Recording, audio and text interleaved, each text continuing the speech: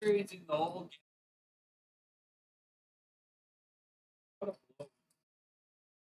Uh, this interview kind of came out of nowhere. A mutual friend kind of linked us up together, even though we've known each other for, I want to say at least 15 years, but maybe even longer.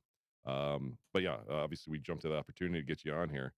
So thank you. Yeah. Seriously. Thanks for having me, man. Yeah, it's been a while. I mean, we played with each other all the way back probably like 2008, 2009 Yeah. was the start.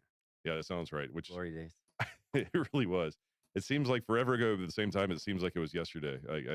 I sound like such an old fuddy duddy when I say that kind of shit, but like, Yeah. but like so many people that I feel like I've known forever. Like I don't know, like poker's just evolved and changed so often, like over the last 15, 20 years. Yeah, ever since we had Steve Zolotow on and he said that thing about the candy stores only open for so long, I think about that like every day now. Like, man, it really was the glory days. Like Yeah, that was the yeah, candy store. yeah. And I didn't play enough poker.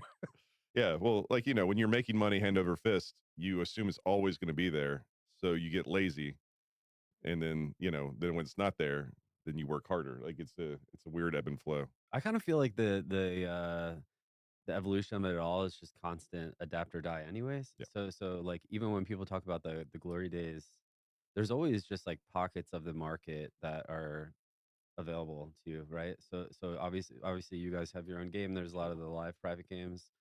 Online there's so many different options, whether you're playing in the regulated market or on the gray area games, I guess ACR wouldn't be a good example, but over the years there's been plenty of places, like if you were early to Bovada and the stuff like Sure. that, there's been plenty of markets even up until today. I think that you can still do well, but it definitely is taking more work to source that stuff. It's not as easy as like we'd show up at Bellagio, there'd be 3, 10, 20, 40 Yeah, games yeah. running, anyone could play. It's not like Yeah, that anymore. Yeah. like you said, adapt or die. Because like I don't know how it is for like your friends growing up through poker, but I know for mine personally, like as soon as there was adversity, and I don't mean this in a bad way towards them, they chose a different path. So they went into marketing, they went into real estate, they went into whatever. Yeah. Because they're just like, I like poker, but like this is getting too hard or too stupid, or the politics I hate, or whatever the excuse is. Yeah. And most of the time, these are highly intelligent people, so they're like, I can make money other ways. So Yeah. AKA fuck poker, and like I'm gonna go do that. Props to people that don't have a gambling. Yeah. I was gonna say, A, I love poker, and B, I have a gambling problem. So like, I am where I am until I die, I think. Yep. Sorry, Morgan. That's my wife. Sorry. All right. Well, I know you've seen every one of our episodes, but in case you haven't, we like to take our guests back to adolescence and find out, what kind of fucked up version of you became a poker player instead of, whatever successful people are. Yeah, I mean, to be honest with you, like looking back on my childhood, my early stages of gambling would have been in the sports card world, which is funny because that's what I'm currently doing. But the sports card world, opening packs of cards, it's all built on gambling. And back then you pay $5 for a pack. You're hoping to get more than $5 out of that pack, or you buy a box for $100. It's the same thing. It's just like really early introduction to gambling at a young age. And then always played a lot of video games, played a lot of sports, and then when I found poker specifically online, was just like the mesh of both, where I could compete and play video games, but also for money, and I was just instantly hooked. That being said, it wasn't just some like easy ride up. Probably the first 2 years playing online, I was like a very, very small winner. Maybe I was making $20K a year playing 70 hours a week. I just like I couldn't even really have a bankroll because that money was being spent like being a college kid. I was always, the bankroll was always like a couple thousand, 3,000, 4,000, but never really building, because I was a very, very small winner back then. It took me actually like just so many attempts at the different formats before I became successful. And then funny enough, cash games was the last thing I tried, and then that ended up working the best for me. Which Cash games work the best for you. so WSOP champion. No, I'm saying like early in my career. Okay, Yeah. sorry. So like I always struggled in tournaments with mid stakes, low stakes tournaments. I never really broke out in anything, and I always tell people that not having that really big score early in my career was like the best thing that ever happened to me, because I made the deep runs in the 750K on Full Tilt and the Sunday Million and like final two tables and stuff, but I never actually had the big score that kind of like gets you hooked on that form of playing or gambling. And yeah, sit and goes just like never really did that well in. And then I wasn't really sure what I was gonna do. I finally started playing cash games, and something just really started to click for me. And that's when it all started to take off.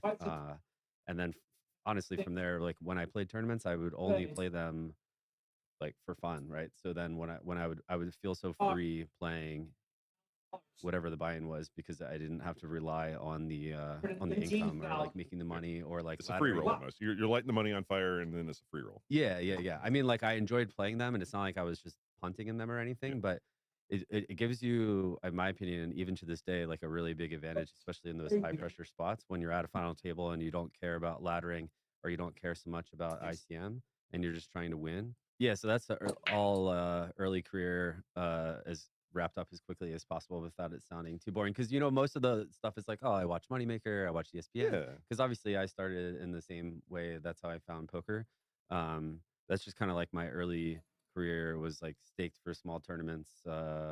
Eventually built up bankroll to go on my own for cash games, and then they really took off for me. I got Supernova Elite on PokerStars in 2008, which was like the real building of my bankroll. Yeah, that's worth a lot of money. It was worth like 6 figures or something, wasn't Yeah, it? yeah. So I remember I made people make fun of me for it even till today because I only played 1-2 for the entire year. I played 2.2 million hands of 1-2. And my win rate was like 1.8 or 2 big blinds or something. But between the volume and the rakeback, I made like close to 250K, and I didn't have many expenses because I was 19, I think, at the time. So that really helped me like build like a nice foundation before moving up to mid to higher stakes in the coming years. Sure. Yeah. Well, that's a lot of hands. I mean, a lot of experience. Did you play cards or anything growing up? Like, I mean, how did you even learn the rules of poker? Just watching No. like on TV, or Yeah, I mean, I played Go Fish with my grandma, and that's it. I had no poker. she was better in the than you, family. wasn't she? That's She would what. let me win. She would let me win. Oh wow! Yeah, All right. yeah. No card playing experience in the family really. My dad played a little bit, but he's gotten more into it as my career took off. Sure. But I'd say no. Like I remember playing with my friends. I would have the hand rakings written down on a piece of paper next to me to know like what beat what. And yeah, I mean that's like I didn't know anything, so I just learned. I read Phil Hellmuth's book. That's the only poker book I've ever read. Is Phil Hellmuth's like book with like the donkey and the Yeah. No, I remember. Yeah. Okay. So that's the reason you weren't successful at tournaments right away. All right. Yeah. What's the old saying? Like, it costs $20 to read my to get my book, but it costs you $20,000 to read it. Yeah. To read it. Yeah. That's funny. Okay. So you're in college. You're like 18, 19, 20 when you're kind of getting into stuff, and you're what it sounds like anyway. Like you're learning on the fly. You're treating it more like just like an unknown puzzle where you're just trying to like learn as you go and like, figure things out, which is I think a pretty cool way to learn anything.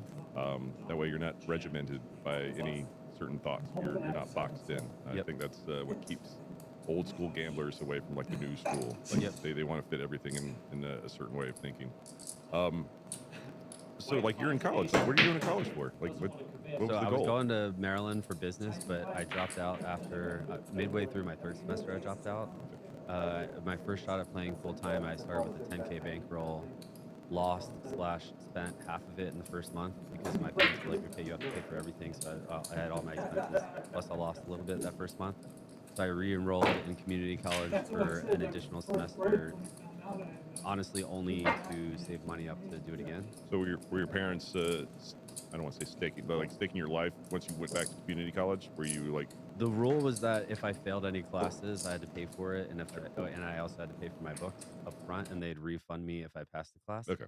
But I moved home with them, and then I built up like 30K in like 8 months or something, and before I dropped out the second time.